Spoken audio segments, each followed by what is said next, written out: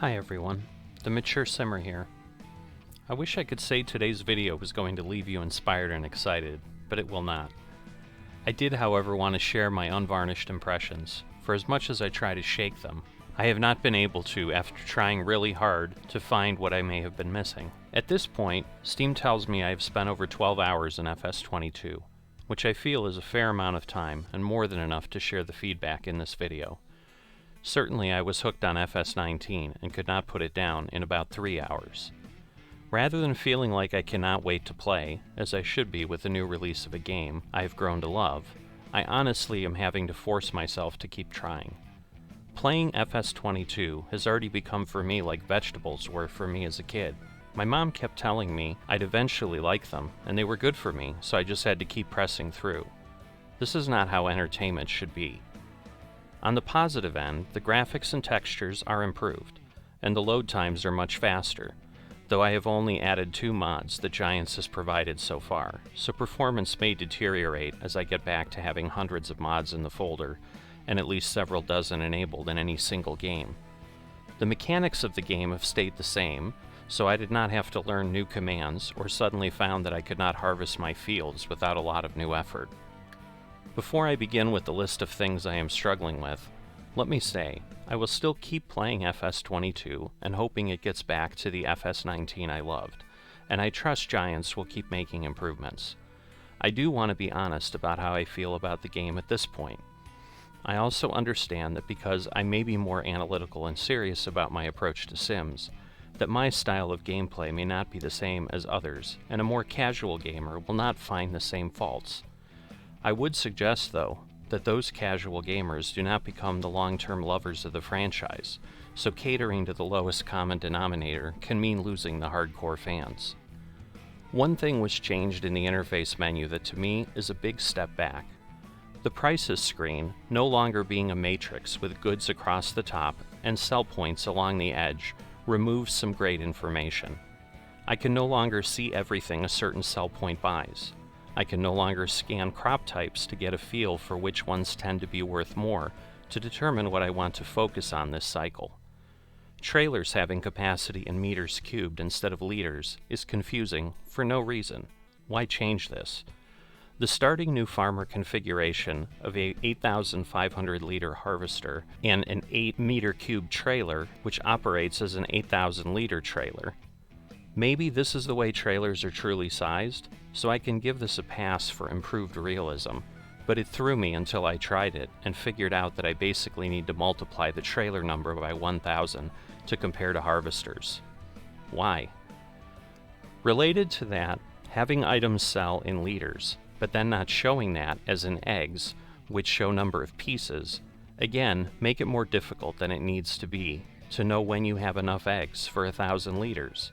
It again begs, why? The old way worked much more logically. New features are half-baked or not what I was hoping from the initial marketing material. Force feedback for steering wheels is very poorly implemented. I need to fight my steering wheel to play.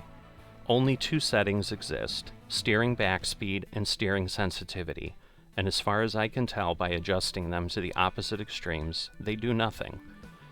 If I try to turn off force feedback, that also does not appear to work, as the wheel still has strange resistance points.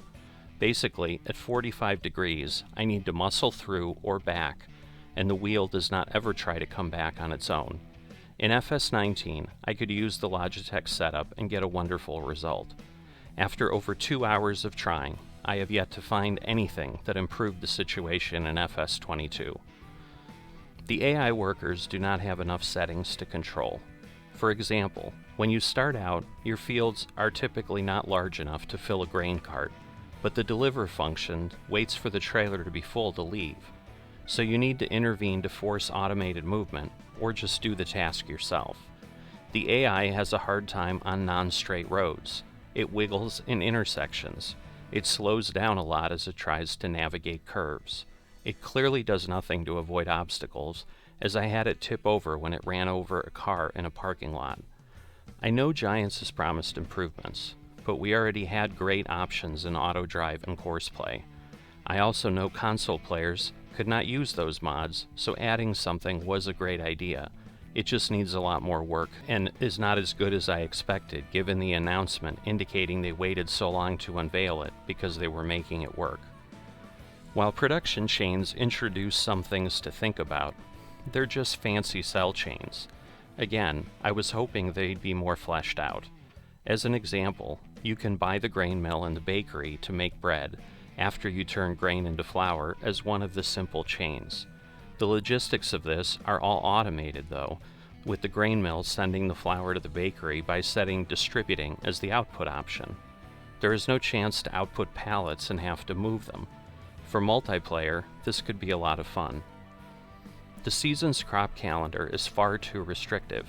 Having just 2 months to plant a grain and then have to wait nearly the whole year to harvest makes for a lot of downtime, especially in the beginning, unless I want to run a lot of contracts, and even then, not sure if I could stay busy.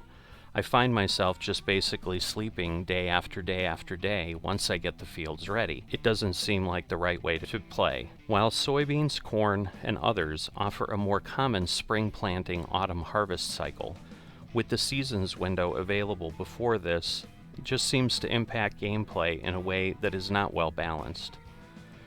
Once you get a lot of fields, it may work better, but still, this is another area I am waiting for modders to fix, but not sure how easy that will be given the season integration now, and given how turning off force feedback does not seem to turn it off. Not sure if disabling seasons in-game will allow Realismus modding to get their old seasons mod back and working and allow modders to add different calendars. That brings me to the punchline of this video, and one that I hope gets back to Giants and they give serious consideration to.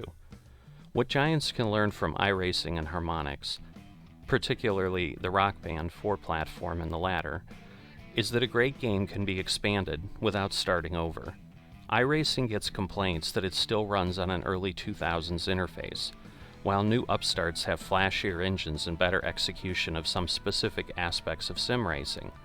Similarly, Rock Band 4 was released over 10 years ago. Despite this, iRacing continues to be the biggest and most respected sim racing platform around, and thousands of players still participate in Rock Band's 8-week seasons, well over a decade after the game released. Why? Because those platforms understood the players do not play a sim for the visuals. They play it and form a connection to it because of the underlying depth and quality of the experience. In short, how it makes them feel. This is why iRacing, a game based on a 2008-ish engine, is still going strong. As I noted in my opening discussion, I should not feel like I need to force myself to like FS22.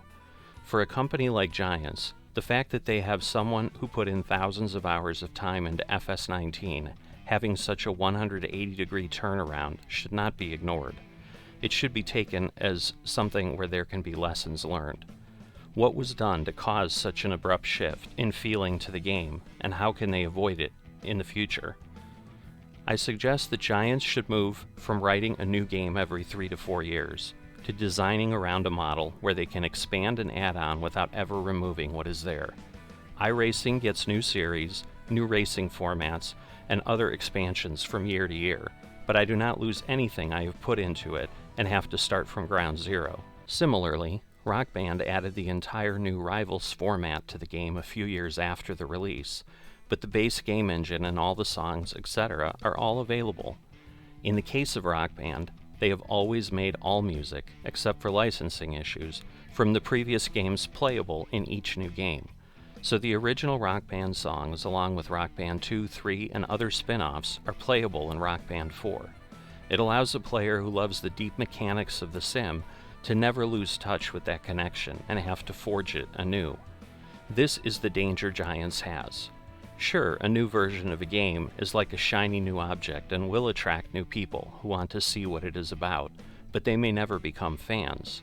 Losing old fans seems foolish and short-sighted. I should not have to fall in love with the franchise all over again each time a new version is released, and go through the inevitable, "Oh, it will all be good again once the modders catch up," that I am reading all over the community.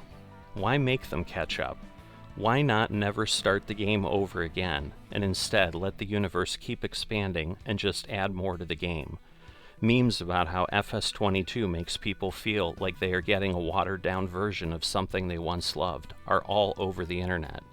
So it shows me that my feeling is not alone, but I wanted to not only voice it, but offer a solution. Offer Farming Simulator in a subscription model, where those who want to keep going with it pay for an annual pass to get the new content. How many brilliant maps were abandoned when FS22 was announced because the modder knew they might not finish in time, and why waste that effort? How many other equipment or gameplay mods are never completed or finished because the modder feels that investing their blood, sweat, and tears into something that is only useful for 2 to 3 years is just not worth the effort? How many mods that we loved in FS19 will never get ported over to FS22? I believe I heard things like auto drive and courseplay took well over a year to appear again in FS19. There is no reason this needs to happen again. Gamers, especially simmers, do not need a new version every so often. Please, Giants, find a way to make FS22 the last version of the game ever released as a do-over, and instead pivot to a way to build on perpetually and let the mods, maps, and scripts all live on forever without having to simply be rebuilt because you issued a new game. If not, you face a very real danger, because eventually, rekindling that love again just becomes too much work to be worth it.